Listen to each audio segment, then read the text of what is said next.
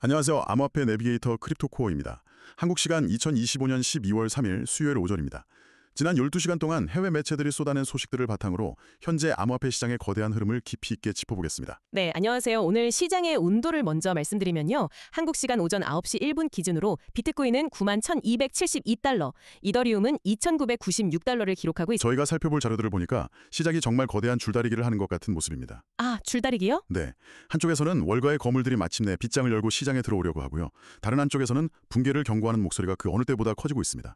오늘 이 양쪽의 힘겨루기를 중심으로 시장의 진짜 속내를 파헤쳐보겠습니다. 맞습니다. 오늘 다룰 핵심 내용들을 먼저 좀 간략하게 소개해드리겠습니다. 첫 번째로는 수십 년간 암호화폐를 외면하던 뱅크 오브 아메리카와 뱅가드, 이 두 거물이 드디어 입장을 바꾼 소식을 집중적으로 분석해볼 겁니다. 이게 그냥 단순한 뉴스 한 줄이 아니라 시장의 판도를 어떻게 바꿀 수 있는지 그 부분을 짚어보겠습니다. 그리고 이와 동시에 미 연준이 다시 돈을 풀기 시작했다는 거시경제의 훈풍과 영화 빅숏의 주인공 마이클 버리가 던지는 모든 것은 거품이다라는 섬뜩한 경고, 이게 어떻게 충돌하고 있는지도 살펴보겠습니다. 비트코인의 미래를 두고 벌어지는 장기 강세론과 40% 단기 폭락설의 팽팽한 대립도 놓칠 수 없겠죠. 이더리움 역시 비슷한 상황입니다. 후사카라는 아주 대규모 기술적 진보를 앞두고 있는데 정작 초창기부터 이더리움을 믿어온 거대 투자자들은 시장을 떠나고 있거든요. 이 상반된 신호의 의미를 분석해보고요. 규제 시장도 마찬가지인 것 같아요. 미국은 문을 열고 있는데 유럽과 중국은 오히려 빗장을 더 걸어 잠그는 모습입니다. 여기에 또 한국의 스테이블 코인 법안 추진 소식이나 업비트의 가돌이 펌핑 논란 같은 국내 변수들까지 이 복잡하게 얽힌 규제의 실타래를 하나씩 풀어보겠습니다. 네, 그리고 마지막으로 비트코인의 가장 큰 손이죠. 마이크로 스트래티지의 미묘한 전략 변화와 트럼프 관련주의 폭락, 그리고 시장에 과열된 투기 심리가 어떻게 해소되고 있는지 그 과정까지 상세히 들여다보겠습니다. 오늘 다룰 내용이 정말 많습니다. 저희 크립토코어는 매일 12시간 단위로 새로운 소식을 분석하기 때문에 어제와 오늘 그리고 내일 비슷한 주제가 반복해서 다뤄질 수 있습니다. 네, 그렇죠. 하지만 이는 지난 12시간 내에 새로 발표된 기사 중 중요도가 높다고 판단된 소식만을 엄선하기 때문이고요. 같은 주제라도 매일 새로운 디테일과 깊이가 더해지는 경우가 많다는 점을 참고해 주시면 감사하겠습니다. 후반부에 더 중요한 분석들이 기다리고 있으니 끝까지 함께해 주시길 바랍니다. 네, 그럼 시작하기 전에 좋아요, 구독, 알림 설정 한 번씩 눌러주시면 저희가 이 깊이 있는 분석을 이어가는데 큰 힘이 됩니다. 자, 그럼 첫 번째 주제부터 바로 들어가 보죠. 월가의 가장 보수적인 금융기관들이 드디어 움직이기 시작했습니다. 코인텔레그래프와 크립토슬레이트 보도에 따르면 미국 2위 은행인 뱅크 오브 아메리카와 세계 2위 자산운용사 뱅가드가 암호화폐에 대한 입장을 전격적으로 바꿨다고 하는데 이건 정말 큰 변화 아니겠습니까? 네, 이건 단순한 변화가 아니라 암호화폐 시장의 주류 편입 과정에서 가장 상징적인 사건 중 하나로 기록될 겁니다. 먼저 뱅크 오브 아메리카의 경우를 좀 보죠. 이전까지는 고객이 먼저 저 비트코인 ETF에 투자하고 싶습니다 라고 요청해야만 아주 마지못해 길을 열어주는 소극적인 태도였어요. 그렇죠. 마치 금융 어드바이저 입장에서는 고객에게 먼저 권하기에는 커리어 리스크가 있는 좀 위험한 자산으로 취급했던 거잖아요. 정확합니다. 그런데 이제 상황이 완전히 180도 바뀌었습니다. 뱅크 오브 아메리카가 자산관리 고객들에게 포트폴리오의 1%에서 최대 4%까지를 암호화폐에 배분하라고 공식적으로 권고하기 시작했습니다. 아, 공식적으로요? 네, 2026년 1월 5일부터 시행되는데 이게 무슨 뜻이냐면 15,000명이 넘는 소속 금융 어드바이저들에게 이제 적극적으로 비트코인 ETF를 추천하라는 청신호를 준 겁니다. 수십 년간 암호화폐를 위험자산으로 분류하던 거대 은행이 공식 투자 자산으로 인정한 셈이죠. 와, 이제는 오히려 암호화폐를 추천하지 않는 것이 기회를 놓치는 리스크가 될 수도 있는 그런 시대로 접어들고 있다는 신호 같네요. 바로 그겁니다. 패러다임이 바뀌는 거죠. 뱅가드의 변화는 더 극적이라고 들었습니다. 그곳은 암호화폐는 그냥 투기 자산일 뿐이라면서 자사 플랫폼에서 관련 상품 거래를 아주 완강히 막아왔던 말 그대로 최후의 보루 같은 곳이었는데요. 맞습니다. 그래서 외신에서는 뱅가드가 마침내 굴복했다, 케이브스라는 표현까지 썼습니다.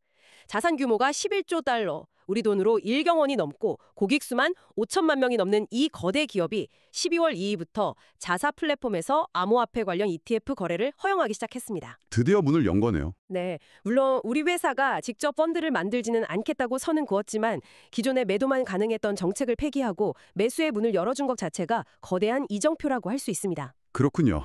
그러니까 이제 고객들의 압박이나 시장의 흐름을 더는 외면할 수 없는 그런 상황에 이르렀다고 봐야겠네요. 바로 그겁니다. 이건 암호화폐가 더 이상 일부 기술 애호가들의 전유물이 아니라 거스를 수 없는 금융의 한 축으로 자리 잡고 있음을 월가의 심장부가 인정한 사건으로 해석해야 합니다. 월가의 문이 열리는 소리와 함께 시장 전체에 돈이 풀릴 수 있다는 소식도 들려옵니다. 거시경제 상황인데요. 코인텔레그래프 보도에 따르면 미 연준이 지난 3년간 시장에서 2조 3,900억 달러를 헛수했던 양적 긴축, 소위 QT 프로그램을 12월 1일부로 공식 종료했다고요? 네, 시장의 유동성을 꽉 옥죄였던 수도꼭지가 드디어 잠겼다 이렇게 비교할 수 있습니다. 양적 긴축, 즉 QT는 중앙은행이 시중에 풀린 돈을 다시 걷어들이는 정책인데 이게 끝나고 대차 대조표율 6조 5,700억 달러에서 동결하기로 한 겁니다. 동결이군요. 네, 근데 여기서 그치지 않고 하룻밤 사이에 환매 적금 부채권 거래를 통해서 135억 달러의 추가 유동성이 은행 시스템으로 흘러들어갔습니다.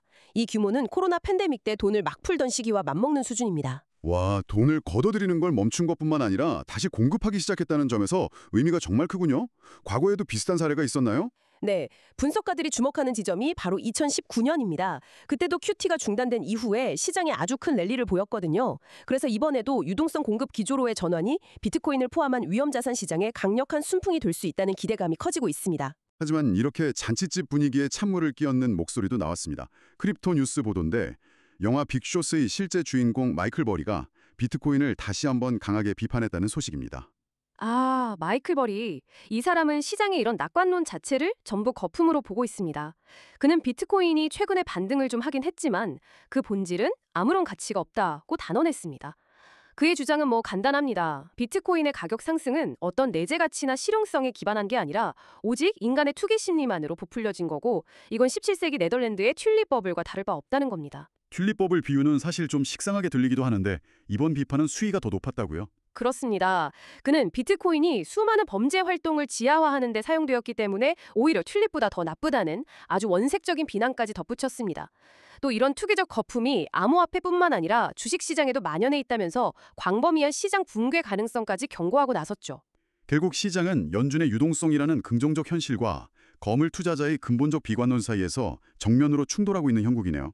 네, 맞습니다. 영상 시청 중 영상이 도움이 되신다면 영상 하단 하트 모양 땡스 버튼으로 커피 한 잔 응원 부탁드려요. 데이터 수집 및 분석에 소중히 쓰겠습니다. 자, 이런 거시적인 충돌 속에서 비트코인의 장기 전망을 둘러싼 논쟁도 뜨겁습니다. 코인텔레그래프 보도에 따르면 자산운용사 그레이스케일이 비트코인의 전통적인 4년 반감기 주기가 깨질 것이라는 흥미로운 보고서를 내놓았습니다. 이건 기존의 투자 공식을 완전히 뒤흔드는 주장인데요. 네, 비트코인 투자자라면 누구나 익숙한 그 4년 주기론에 대한 정면 도전입니다. 그레이스케일의 분석은 이렇습니다. 과거의 비트코인 사이클은 개인 투자자들이 주도하는 아주 폭발적이지만 단기적인 급등장세였잖아요. 네, 그렇죠. 하지만 지금은 다르다는 거죠. ETF를 통해 꾸준히 유입되는 기관 자금과 연준의 금리 정책 같은 거시 경제적 요인이 시장의 방향을 결정하는 훨씬 더 중요한 변수가 되었다는 겁니다. 그러니까 과거처럼 4년마다 급등과 급락을 반복하는 그런 패턴이 아니라 이제는 다른 형태로 움직일 것이라는 예측이군요. 맞습니다. 그래서 과거의 주기를 그대로 대입하면 안 되고 오히려 2026년에 새로운 사상 최고치를 경신하는 더 길고 완만한 상승 추세가 나타날 수 있다고 전망한 겁니다.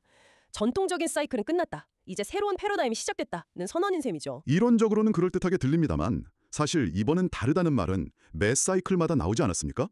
이런 주장을 뒷받침할 만한 구체적인 데이터가 있나요? 아주 좋은 지적이십니다. 그래서 경제학자 티모시 피터슨의 분석이 흥미롭습니다. 그는 비트코인의 가격이 2년 만에 처음으로 메트칼프 가치 아래로 떨어졌다고 지적했습니다. 메트칼프 가치요? 그게 뭔가요? 메트칼프 가치란 쉽게 말해서 네트워크의 실제 활성도를 의미합니다. 우리가 흔히 쓰는 SNS도 사용자가 많을수록 가치가 커지는 것과 같은 원리죠. 즉, 비트코인 네트워크를 실제로 사용하는 거래 건수나 활성 주소 수에 비해서 현재 가격이 저평가된 상태라는 의미입니다. 그러니까 겉으로 보이는 가격 변동과 별개로 네트워크의 펀더멘탈, 그러니까 내실은 탄탄하게 다져지고 있다는 거군요. 바로 그겁니다. 역사적으로 가격이 이 메트칼프 가치보다 낮았을 때 1년 뒤 가격이 상승할 확률이 무려 96%에 달했다고 합니다. 실제로 낸센 데이터를 봐도 최근 7일간 트랜잭션 수가 15% 증가하는 등 네트워크는 꾸준히 성장하고 있거든요. 그레이스케일의 주장은 바로 이런 펀더멘털에 기반하고 있는 겁니다. 하지만 이런 장기적인 낙관론이 단기적인 위험을 가려주지는 못하는 것 같습니다. 유투데이 보도에 따르면 기술적 지표들은 오히려 단기 폭락 가능성을 강력하게 경고하고 있다고요. 네, 특히 월봉 차트의 볼린저 밴드 지표가 좀 심상치 않습니다. 볼린저 밴드를 강물의 두기라고 한번 비유해 보겠습니다. 네네. 상단 둑과 하단 둑이 있고 그 사이로 가격이라는 강물이 흐릅니다. 그리고 그 중간에는 평균 수위를 나타내는 중간선이 있죠. 보통 강세장에서는 이 강물이 중간선 위에서 흐르는데 최근 비트코인 가격이 이 중간선 아래로 뚝 떨어졌습니다. 그게 기술적으로 어떤 의미를 갖는 건가요? 이건 흐름의 힘, 즉 모멘텀이 약세로 완전히 전환되었다는 아주 강력한 신호로 해석됩니다. 분석가들은 이런 패턴이 나타나면 강물이 결국 아래쪽 두까지 흘러내릴 가능성이 매우 높다고 봅니다. 아, 현재 그 하단둑이 약 52,000달러에 위치해 있는데 이게 현재 가격에서 약 40%의 추가 폭락으로 의미하는 좀 섬뜩한 수치입니다. 40% 폭락이요? 수십 년 경력의 베테랑 트레이더 피터 브렌트도 비슷한 경고를 했다고요? 그렇습니다. 그는 현재 시장이 아직 위험에서 벗어나지 않은 장기 약세장 국면이라고 진단했습니다. 최근의 반등을 데드캣 바운스, 즉 죽은 고양이도 높은 곳에서 떨어지면 한 번은 튀어오른다는 뜻의 일시적인 기술적 반등일 수 있다고 경고했죠. 그러면서 과거 진짜 강세장들은 대부분 75% 이상의 엄청난 조정을 겪은 후에야 비로소 시작되었다는 점을 상기시켰습니다. 한번 포물선 추세가 붕괴되면 생각보다 더 깊고 긴 조정이 올 수 있다는 경고의 메시지입니다. 비트코인을 둘러싼 전망이 정말 극과 극으로 갈리는군요. 이번에는 이더리움 소식으로 넘어가 보겠습니다. 크립토슬레이트와 코인텔레그래프 보도에 따르면 이더리움이 바로 오늘 12월 3일에 후사카라는 대규모 메인넷 업그레이드를 진행합니다. 어떤 내용인가요? 후사카는 이더리움의 확장성을 위한 매우 중요한 단계입니다. 핵심 기술은 EIP-7594 피어 데이터 가용성 샘플링이라는 건데요. 이름이 좀 어렵네요. 네, 이름은 어렵지만 원리는 간단합니다. 이전에는 레이어 2 솔루션들이 이더리움의 데이터를 저장할 때 창고 전체를 빌려서 내용물을 일일이 다 확인해야 했다면 이제는 창고에 물건이 잘 있는지 샘플 몇 개만 확인하고도 증명할 수 있게 된 겁니다. 아, 확인 절차가 간소화되니 효율이 크게 높아지겠네요. 그게 사용자들에게는 구체적으로 어떻게 체감될까요? 가장 직접적인 효과는 레이어 2의 거래 수수료, 즉 가스비가 눈에 띄게 줄어든다는 점입니다. 데이터 처리 효율이 대폭 높아지기 때문이죠. 또 블럭당 처리할 수 있는 데이터 용량도 사실상 2배로 늘어나고요. 우리가 스마트폰에서 흔히 쓰는 페이스 아이디나 터치 아이디 같은 생체 인증으로 거래에 서명하는 것도 지원하게 됩니다. 오, 그건 정말 편리해지겠네요. 네, 사용 편의성이 크게 개선되는 거죠. 이번 업그레이드는 이더리움이 과거처럼 복잡한 기능들을 한 번에 적용하려다 속도가 느려졌던 방식에서 벗어나서 핵심적이고 영향력 있는 변화를 더 빠르게 적용하는 방식으로 진화하고 있음을 보여주는 중요한 사례입니다. 기술적으로는 분명 큰 진보로 보입니다. 하지만 이런 중요한 기술적 호재에도 불구하고 시장의 반응은 오히려 차갑다는 분석이 나오고 있어요. 코인텔레그래프와 크립토 브리핑 보도를 보면 시장의 회의론과 고래들의 움직임이 심상치 않다고요? 네, 바로 그 점이 현재 이더리움 시장의 미스터리입니다. 가격이 잠시 3,000달러 선을 회복했지만 파생 상품 시장의 반영은 매우 냉담합니다.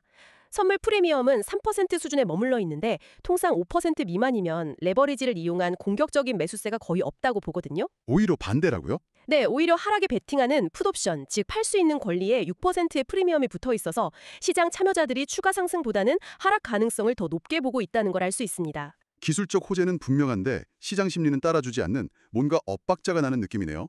이런 상황에 기름을 붓는 소식도 있었죠. 이더리움 초창기 투자자가 대량으로 매도했다고요. 그렇습니다. 2014년 ICO 당시에 약 25만 개의 이더리움을 받았던 한 지갑, 말 그대로 이더리움의 가능성을 가장 먼저 알아봤던 선구자 중 한 명이 8개월간의 긴 침묵을 깨고 최근 일주일 사이에 무려 2만 3천 개의 이더리움을 시장에 내다 팔았습니다. 2만 3천 개요? 네, 우리 돈으로 수백억 원에 달하는 물량입니다. 이런 장기 보유자의 대규모 이탈은 후사카 업그레이드라는 호재에도 불구하고 정작 시장의 큰 손들은 아직 확신을 갖지 못하고 있다는 불안한 신호로 해석될 수 있습니다. 다시 월가 소식으로 돌아가 보겠습니다. 비트코인 ETF 시장의 경쟁이 그야말로 전쟁 수준인데요. 크립토 뉴스에 따르면 세계 최대 자산운용사 블랙록의 비트코인 ETF, IBIT가 회사 내에서 가장 수익성이 높은 상품으로 등극했다고 합니다. 네, 그야말로 효자 상품을 넘어서 가문의 기둥이 된 셈입니다. 출시된 지 341일 만에 운용자산 규모가 7천억 달러를 돌파했고요. 여기서 발생하는 연간 수수료 수익만 2억 4,500만 달러, 우리 돈으로 3천억 원이 넘을 것으로 추산됩니다. 와, 더 놀라운 것은 현재 채굴된 전체 비트코인 공급량의 3% 이상을 이 펀드 하나가 보유하고 있다는 점입니다. 그 영향력이 얼마나 막강한지 짐작할 수 있는 대목이죠. 이런 엄청난 성공을 보고 월가의 또 다른 거인 골드만삭스가 가만히 있을 리가 없겠죠. 99 비트코인스 보도를 보니까 ETF 발행사를 통째로 인수했다고요. 그렇습니다. 골드만삭스가 20억 달러, 약 2조 8천억 원의 이노베이터 캐피털이라는 ETF 전문 발행사를 인수했습니다. 이 회사는 특히 비트코인 관련 구조와 상품 ETF 운용에 강점이 있는 곳입니다. 아, 직접 하겠다는 거군요. 네, 이번 인수는 골드만삭스가 단순히 상품을 판매하는 것을 넘어서 직접 시장의 플레이어로 뛰겠다는 선전포고를 한 셈입니다. 월가의 ETF 전쟁이 본격적인 2라운드에 접어들었다고 볼 수 있습니다. 월가의 경쟁이 치열해지는 가운데 미국 정부의 규제 기조에도 변화의 바람이 불고 있습니다. 코인스피커 보도에 따르면 폴 애트킨스 SEC 의장이 2026년 1월에 암호화폐 기업을 위한 혁신 면제 제도를 도입할 것이라고 밝혔습니다. 이건 이전과는 완전히 다른 분위기인데요. 네, 이전 행정부가 규제를 통한 통제에 집중했다면 이제는 육성을 위한 규제로 방향을 틀고 있는 겁니다. 혁신 면제란 유망한 암호화폐 프로젝트들이 복잡하고 까다로운 SEC 등록 절차를 다 거치지 않고도 더 빠르고 쉽게 토큰이나 관련 상품을 출시할 수 있도록 일종의 패스트 트랙을 만들어주겠다는 의미입니다. 문턱을 낮춰주는 거네요. 맞습니다. 애트킨스 의장은 그동안 미국이 거부해왔던 혁신 분야를 이제는 포용할 것이라고 강조하면서 친암호화폐적인 입장을 분명히 했습니다. 스테이블 코인에 대한 규제도 구체화되고 있죠. 단순 금지가 아니라 제도권으로 편입하려는 움직임으로 보이는데요. 맞습니다. 크립토데일리에 따르면 미 연방예금보험공사 FDIC가 이달 말에 지니어스 법안에 따른 스테이블 코인 규제안을 발표할 예정입니다. 이것은 처벌이나 금지를 위한 규제가 아닙니다.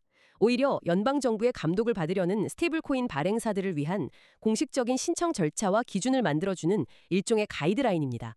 즉, 스테이블코인을 제도권 안으로 끌어들여서 안정적인 결제 수단으로 육성하려는 움직임으로 규제가 본격적인 궤도에 오르는 것을 의미합니다. 하지만 미국의 이런 완화적인 분위기와는 정반대로 다른 국가들에서는 규제 강화 목소리가 높습니다. 특히 유럽과 중국의 온도차가 확연한데요. 네, 그야말로 각자 도생의 모습입니다. 프로토스 보도에 따르면 영국 정부는 선거 개입과 자금 세탁 방지를 이유로 정당에 대한 암호화폐 기부를 전면 금지하는 방안을 검토 중입니다. 그렇군요. 또 브레이브 뉴 코인에 따르면 폴란드 대통령은 유럽 연합의 암호화폐 규제법 미카를 자국법으로 도입하려는 법안에 거부권을 행사했습니다. 법안이 시민의 자유를 침해하고 정부에 과도한 감시 권한을 부여한다는 이유에서입니다. 중국은 여전히 강경한 입장을 고수하고 있죠. 이번 타겟은 스테이블 코인이라고요? 그렇습니다. AMB 크립토에 따르면 중국인민은행은 13개 정부기관과 합동회의를 열고 이번에는 스테이블 코인을 정조준하겠다고 예고했습니다. 자금 세탁 방지 장치가 부족하고 불법적인 자본 유출 통로로 사용된다는 이유를 들면서 디지털 위안화의 패권을 위협하는 모든 탈중앙화 수단에 대해 정밀 타격을 가하겠다고 사실상 선전포고를 한 겁니다. 규제 이야기가 나온 김에 국내 소식도 짚어보겠습니다. DL뉴스에 따르면 한국의 집권 여당인 더불어민주당이 정부에 12월 10일까지 원화 연동 스테이블코인 규제 법안을 제출하라고 강력히 요구했다는 소식입니다. 네, 한국에서도 스테이블코인 규제 논의가 급물살을 타고 있습니다. 법안 초안의 핵심 내용은 시중은행이 최소 51% 이상의 지분을 보유한 컨소시엄에만 스테이블코인 발행을 허용하자는 것입니다. 51%요? 그 말은 사실상 네이버나 카카오 같은 거대 IT 기업, 즉 빅테크 기업이 단독으로 스테이블 코인을 발행하는 길을 막겠다는 의도로 해석될 수 있겠네요. 바로 그겁니다. 기술 혁신보다는 금융 시스템의 안정성을 우선하겠다는 의도가 명확히 드러나는 대목입니다. 만약 정부가 이 시한까지 움직이지 않으면 국회 차원에서 독자적으로 법안을 추진하겠다는 강한 의지를 보이고 있어서 앞으로 국내 스테이블코인 시장의 지각 변동을 예고하고 있습니다. 이어서 국내 거래소 관련 소식입니다. 역시 DL뉴스 보도인데요. 최근 안타까운 해킹 사건을 겪은 업비트가 역설적으로 그 이후에 거래량이 급증하면서 오히려 수익을 올렸다는 분석이 나왔습니다.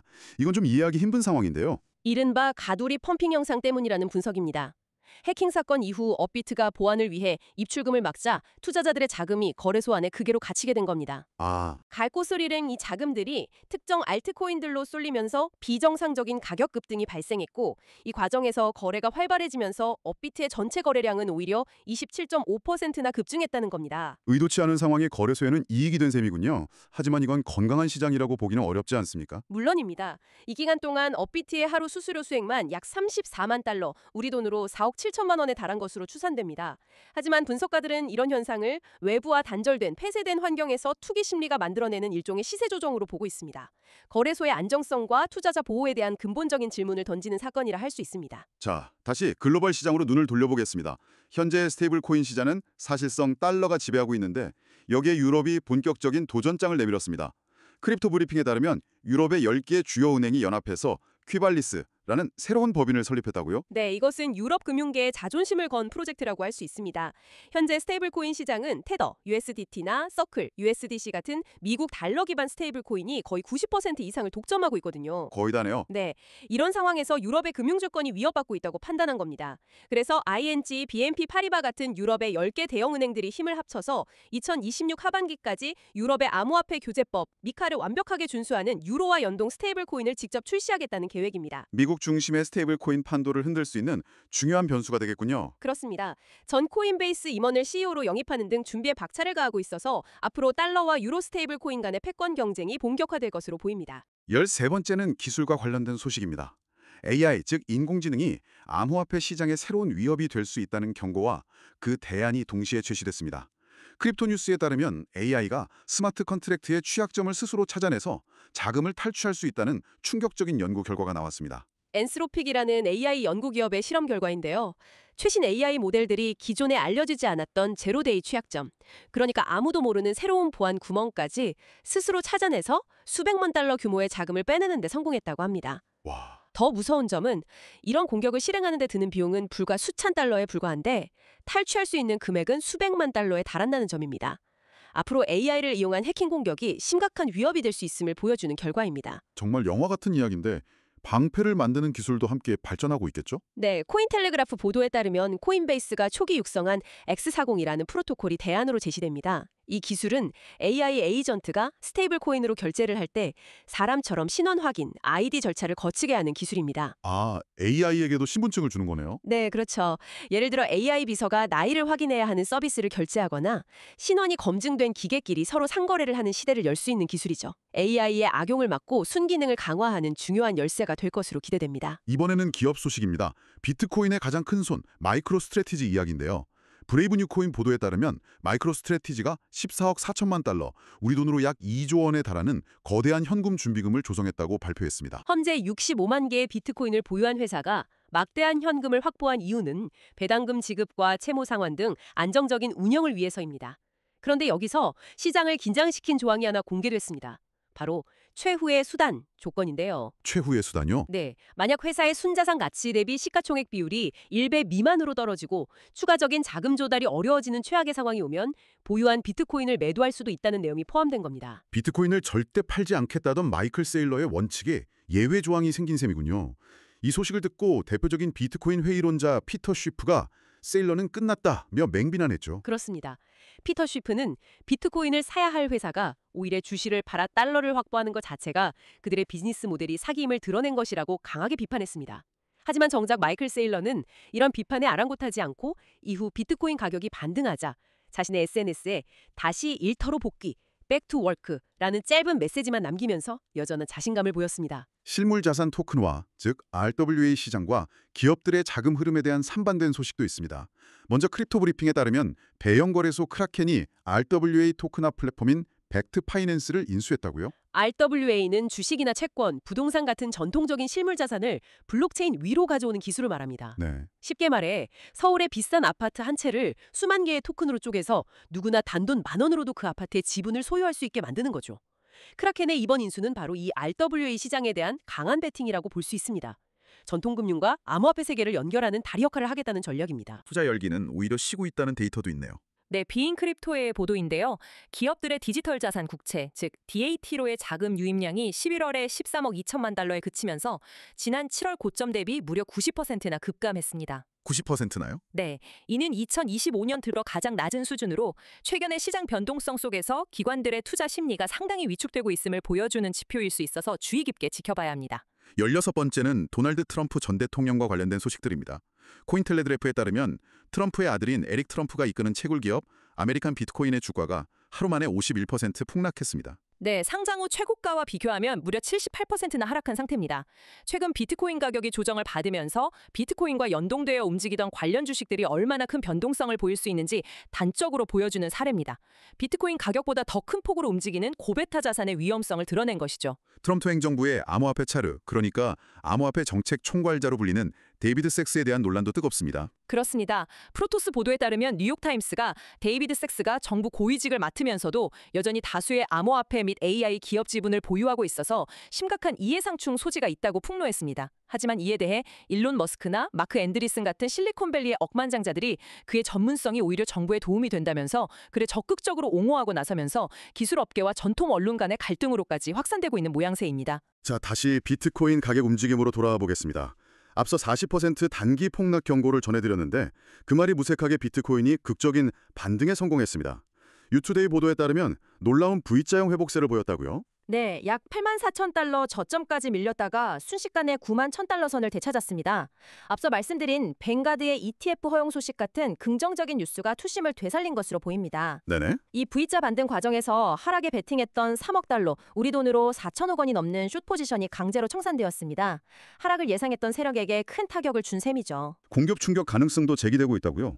이건 어떤 의미인가요? 데이터를 보면요. 투자자들이 거래소에 보관하고 있는 비트코인 물량이 계속 줄어서 단연간 최저치인 219만 개까지 감소했습니다. 이건 투자자들이 비트코인을 팔기 위해 거래소에 두기보다는 장기 보유를 위해 개인 지갑으로 옮기고 있다는 뜻으로 해석되거든요. 아, 매도 물량이 줄어들고 있다. 네, 이렇게 시장에 유통되는 매도 물량이 잠재적으로 부족한 상황에서 기관들의 매수세 같은 새로운 수요가 다시 붙는다면 가격이 예상보다 훨씬 급격하게 튀어오르는 공급 충격 서플라이 쇼크가 발생할 수 있다는 분석이 나오고 있습니다. 이번에는 이더리움의 기술적 분석입니다. 크립토 포테이토에 따르면 이더리움 차트에서 긍정적인 신호가 포착되고 있다고요? 네, 12시간봉 차트에서 폴링 웨지 패턴이 나타나고 있습니다. 폴링 웨지는 고점과 저점이 점차 낮아지면서 쐐기 모양으로 수렴하다가 그 끝에서 상방으로 강하게 돌파하는 경향이 있는 패턴입니다. 기술적 분석에서는 대표적인 강세 반전 신호로 여겨지죠. 아, 좋은 신호군요. 네, 분석가들은 만약 이 패턴이 완성되어서 상단 추세선을 돌파할 경우 단기적으로는 4,500달러, 더 나아가 장기적으로는 7,600달러까지도 목표가로 설정할 수 있다고 보고 있습니다. 기술적 패턴은 긍정적인데 아까 말씀하셨듯이 시장의 레버리지는 크게 줄어든 상태라고요? 그렇습니다. AMB 크립토의 분석에 따르면 세계 최대 거래소인 바이낸스의 이더리움 미결제 약정, 그러니까 레버리지 투자 규모가 지난 8월 고점 대비 51%나 급감하면서 64억 달러가 증발했습니다. 51%면 절반 이상이네요. 네, 이걸 이렇게 비유할 수 있습니다. 너무 많은 사람들이 빚을 내서 투자하던 과열된 판이 한 번 싹 정리된 겁니다. 한편으로는 시장에 열기가 식었다고 볼 수도 있지만 다른 한편으로는 거품이 빠지면서 시장이 한층 더 건전하고 단단해졌다는 긍정적인 신호로도 해석할 수 있습니다. 마지막 19번째 소식입니다. 비인 크립토의 파이코인에 대한 기술적 분석 보도입니다. 파이코인이 짧은 반등 이후에 다시 급락세를 보이고 있는데요. 차트상 베어리시 페넌트라는 하락 지속형 패턴을 형성하고 있다고 합니다. 베어리시 페넌트요. 네, 페넌트 패턴은 깃발 모양과 비슷한데 하락 추세 중에 나타나는 베어리시 페넌트는 잠시 숨을 고른 뒤에 다시 추가 하락할 가능성이 높다는 신호로 해석됩니다. 분석에 따르면 현재 중요한 지지선인 0.24달러가 무너질 경우 다음 목표가는 0.182달러 근처까지 하락할 수 있다는 경고가 나왔습니다. 네, 오늘 정말 많은 소식들을 다뤘습니다. 시장의 거대한 줄다리기라는 오늘의 주제에 맞춰서 다시 한번 핵심을 정리해볼까요? 네, 오늘은 시장의 방향을 결정할 두 개의 거대한 힘이 정면으로 충돌하는 모습을 확인할 수 있었습니다. 한쪽에서는 뱅크 오브 아메리카와 벤가드 같은 월가의 거인들이 마침내 시장의 문을 열면서 장기적인 성장 가능성에 힘을 실어줬습니다. 미 연준의 유동성 공급 재개 역시 이 강세론의 편에 서 있는 강력한 아군이고요. 반면 그 반대편에서는 마이클 버리의 근본적인 가치에 대한 비판과 볼린저 밴드가 경고하는 40% 단기 폭락 가능성이라는 비관론의 밧줄도 팽팽했습니다. 이더리움 역시 대규모 업그레이드라는 호재와 초기 투자 고래의 대량 매도라는 악재가 공존하면서 어느 쪽으로 힘이 쏠릴지 알 수 없는 안개 속 상황이고요. 규제 면에서도 미국의 완화라는 당기는 힘과 유럽, 중국의 강화라는 미는 힘이 뚜렷하게 맞서고 있습니다.